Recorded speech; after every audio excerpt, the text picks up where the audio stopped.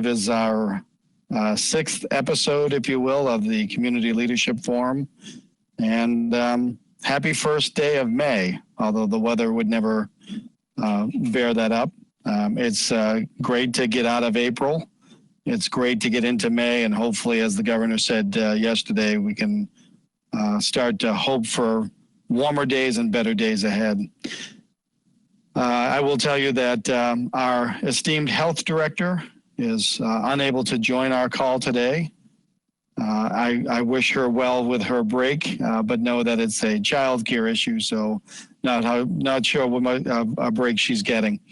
But she did authorize me to give the general COVID update. So what I'll first speak of today is the COVID update as it relates to government in general, and then some specifics related to the town of Harwich. By now, you no doubt have all heard Governor Baker indicating that his non-essential stay-at-home order, set to expire on Monday, May 4th, has been extended through Monday, May 18th. Significantly with that, however, he has established a task force headed up by Lieutenant Governor Polito and Secretary Keneally, and representatives from several sections of the economy, including government, schools, businesses, what have you. And they went to work immediately on Tuesday to begin their efforts to advise the governor on his order on May 18th, with a report coming out no later than May 18th. And what we expect is the governor may be in a position where he is phasing in, as well as regionally introducing elements back to the economy, potentially as early as May 18th, or depending upon how the numbers go, he may have to extend his order. But certainly things are underway to figure out next steps, and I take that as a positive. I think it means that we know that the statewide numbers have plateaued, and mercifully in the last couple of days have actually apparently started to lower, which is exactly what we need to have happen. The town of Harwich, based on that, is actively pursuing retrofitting of public buildings, changes to make sure that once we reopen buildings to the public, we can do so in a safe manner and in a manner that reflects the new reality of social distancing, hand sanitizing, masks, and face coverings. I'll be conducting a call this afternoon with hopefully as many of our employees as are able to dial in. It's the first chance I've had in 7 weeks, believe it or not, to reach out to directly reach out by this conversation with the bulk of the employees and staff for the town. And that's to check in and see how they're doing and to give them updates and let them know, and now let you folks know that we're actively working on ramping up and reestablishing as much of a workforce in our public buildings as we can safely do over the coming weeks. And again, with an eye towards reopening public buildings for the general public in a safe way. Beyond that, I do want to alert everybody. I believe a reference was made last week on this call by Megan, but certainly last night. So the town became aware about a week ago that the Wingate Assisted Living Facility on Headwaters Drive had a positive case. Given that it's an assisted living facility, state government operation then indicates that National Guard would come out to that facility and test all residents in that facility, as well as any number of staff that are willing to be tested. So we knew that that was a facility that had been impacted. We know that the National Guard was here on Wednesday conducting their tests, and we know that our numbers are going to rise exponentially. However, I want to make it clear that our numbers as of last night are 37 confirmed cases and sadly 2 related deaths to that. We know that the number of positive cases is going to rise significantly because of the Wingate situation. However, Wingate, as any other assisted living facility in the Commonwealth, is now basically an island unto themselves. We know that when cases present themselves in those facilities, they spread quickly. And so while the numbers will look concerning, they were expected, and they do not represent a threat or a concern to the general population and the general public, because it is a closed and cloistered facility at this point. But just want everyone to be aware that over the next weeks, as you see, our numbers will rise significantly, and it's a result of the positive cases at the Wingate facility. Those are my both public administration and health updates on COVID-19. At this point, I'd like to turn it over to Chairman of the Board of Selectmen, Larry Ballantyne, for any comments he'd like to make. Thank you, Joe. Thanks for that briefing, and thanks for putting this together. And also my thanks to all you that have joined us to help share information. And with that, Joe, I'll turn it back to you. Thank you, Larry. I appreciate that.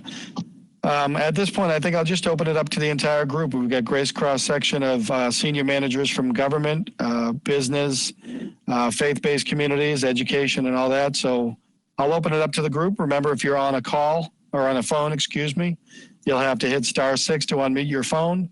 And if you're using the application, you want to tap the microphone icon to go live. So I'll open it up for the group now. I'm here, Joe, if I can speak. Sure, Chief Clark, go right ahead. Just happy Friday, everybody, and certainly we all are glad to see May 1st come around. I think we're doing a great job as a community to weather this storm. We're not seeing a tremendous uptick in COVID-related calls, and we are certainly fully aware of the situation at the nursing home, and that's manageable. Again, I'm glad that you mentioned that it's going to affect our overall numbers, but as a community, our numbers are very low. And I think that's a great thing. It's a testament to how the folks have really rallied around each other and are taking care of each other. And I fully anticipate, and I certainly hope that week by week now that the numbers will continue to be steady and go down. And we can, with the direction of the governor and the Board of Selectmen and yourself, Joe, start to revitalize our community. It's much needed.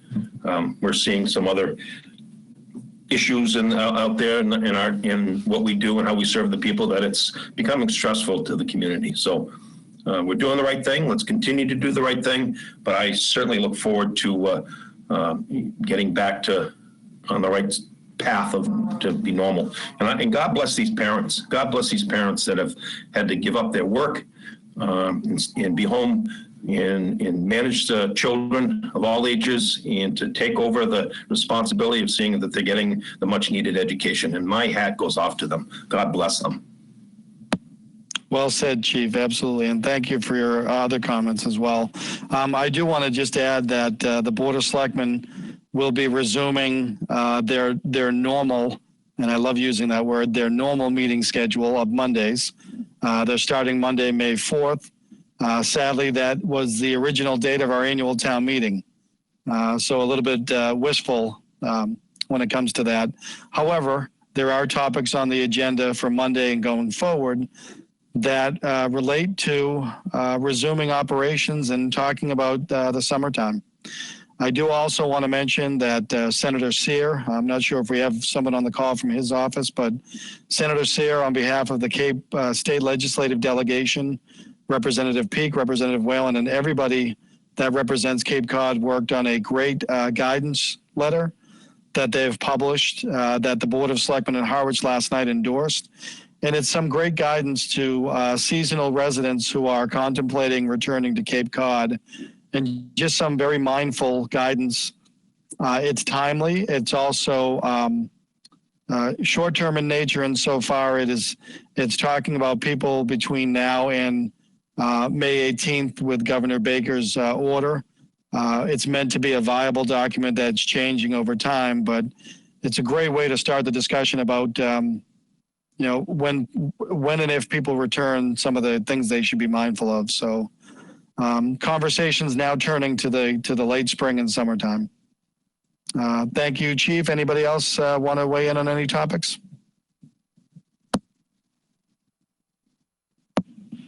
Dr. Carpenter? First of all, I would like to acknowledge that today, according to Governor Baker's proclamation, is School Lunch Hero Day. And I'd like to really honor and appreciate the service that our school lunch ladies have been providing to our community during this crisis. So they are our set of employees who are coming into our buildings each day to make sure that families in need are fed. There's in the summertime in our communities, Project Bread for the last 20 years has been stepping in the summer to go and close a summer hunger gap for kids that are on free and reduced lunch. And, so we have a situation where it's not summertime yet, but we're having to step in and close that gap for families that are on our free and reduced lunch list, but also families who were thrown into that situation, given the number of businesses that have shuttered during this, and people that are just out of work or with greatly reduced hours. So towards that end, our lunch program, which operates a grab and go out of the high school, but also the middle school, our high school numbers this week that are serving largely Harwich families. We've been averaging about, at the grab and go, 2,958 meals that our cafeteria ladies are producing and serving that grab and go each week. So that's breakfast and lunch that are being provided. We launched a Sharks on Wheels program this Monday, concerned that there were some families that might not be able to get to the grab and go, so families can sign up through our website, and we will get the food to you if you can't come to us. So we do deliveries on Monday. On Monday, we deliver breakfast and lunch for Monday, Tuesday, and Wednesday, and then go back out on Thursday and do a delivery for Thursday, Friday, Saturday, and Sunday. So we're providing another 546 meals that are delivered through the Sharks on Wheels. So, coming out of the cafeteria at the high school right now is just over 3,500 meals a week. And if we, and what's coming out of the Chatham cafeteria to feed folks over there are another 1,900 meals a week that are going out through the grab and go and for the meal delivery. A concern I have, and one of my focuses in the upcoming week will be what happens when our school year ends. I'm a little concerned that there might be a capacity issue with how Project Bread has operated in the past, because there are so many families that are currently in need. If we look at just last summer Project Bread fed 27,000 or gave out 27,500 meals during the summer for all of the Outer Cape, from Brewster, Harwich, all the way out to Provincetown. That was 27,500 meals. At the rate that we're passing out meals at our two schools, we would, for an 8-week summer term, the meals that are needed in Harwich exceed 28,000 just in Harwich alone, plus another over 15,000 in Chatham, which is over 43,000 for our two towns, which is, it's almost doubling what was produced in the past years out of this summer program. So it was the Church of the Holy Spirit in Orleans. They had been producing the meals that would get shipped out to sites in the summertime, including the Harwich Arts Center, and our MCLP, or our summer program at Harwich Elementary School, the Chatham Community Center, and I believe it was the First Congregational Church in Chatham, were the areas here in our two towns where that food was coming. And I'll be reaching out to just make sure that there is the capacity to produce the number of meals that we need, or do the schools need to step in and start filling out the grant applications to keep our kitchens open to ensure that there's capacity to produce the meals that that families are needing right now, which puts us in an interesting budget situation in terms of how do we staff the work for the kitchens, because we don't staff our kitchens in the summertime, obviously, but we can try to look at how do we do that with on volunteer basis too. But I don't want to step on any toes. I just want to make sure that we don't lose sight that the need has greatly increased, and at the end of our school year, if we need, I don't want to shutter our kitchens and suddenly find that there's a capacity challenge out there for the, for this end of the Cape if that happens. Other than that, we are still operating on a distance learning, which I think is going well. I had a virtual superintendent's meeting with parents, and we had, I think, my largest group of parents ever attended a virtual meeting. I usually get a handful of parents will go show up if I offer to have a conversation with the superintendent. We had a full house in a virtual setting, and I think the vast majority of the parents are saying that things are going well with distance learning, although I know it's quite a challenge for them to wrestle with supporting their children in distance learning and trying to get their own jobs done remotely too.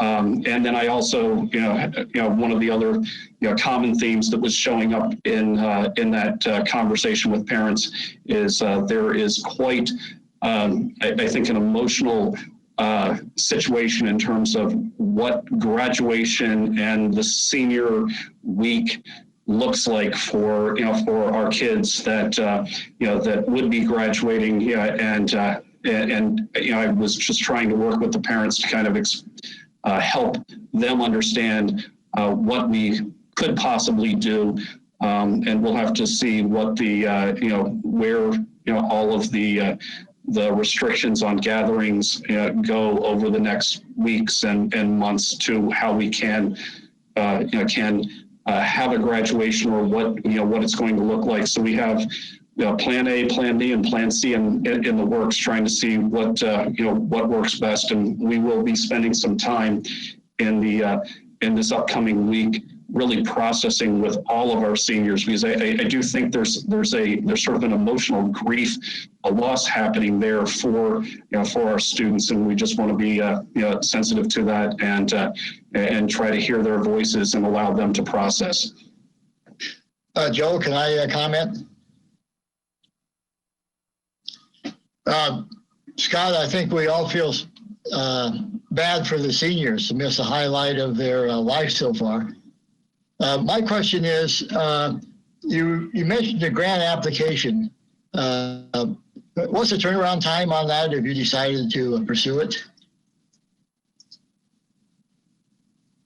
I'd have to check with my business office on the turnaround time. I just want to reach out to the different entities in this upcoming week that were part of this. I don't want to step on anyone's toes by having the school district fill out and become a summer food distribution site and to start producing meals. But I'm also concerned that that the amount of meals that have been produced in the summer in past years is just it's going to I imagine almost quadruple if we look at the need from from our region of the Cape all the way out to Provincetown.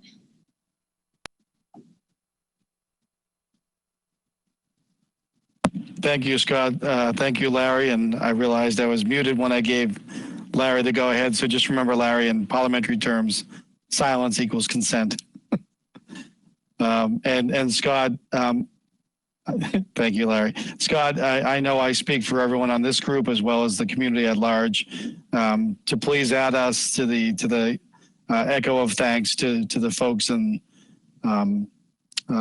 food and nutrition support for the work they've done and for all that you folks do for education.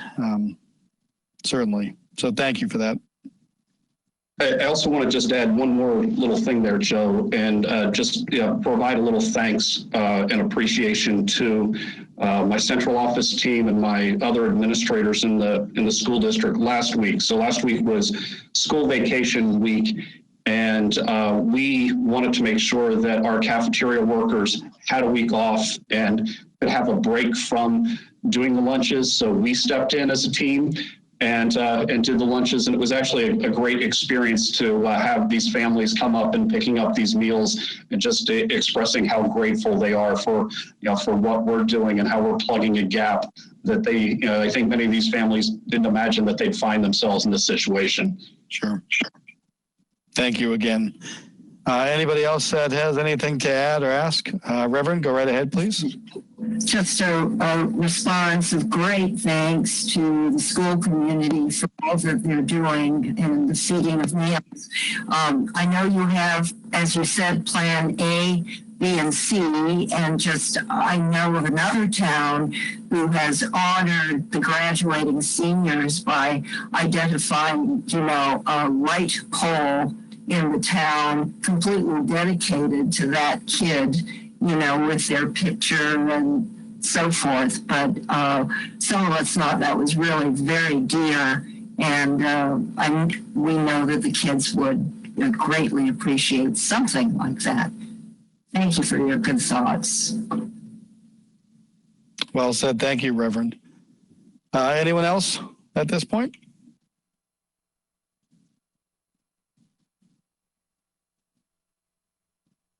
I'm looking around to make sure that these are pauses and not reaching to *6 or unmute the microphone. All right, well then let me thank you all again and remind you that the effort that we're doing here today, that we do every week, is sharing of messages and concerns. And just remind everybody that beyond Channel 18 rebroadcasting, I would ask that everyone on this call that you reach out to your specific groups and share these messages, and also ask if there's anything else we need to discuss. So we know that we will still be in this, and we'll be in it next week. So we'll resume again next week. Hopes and prayers that we have the Sunday weather they're talking about, so we can all take advantage of that. And in the meantime, stay safe, stay well, and have a great week. Thanks, everybody. This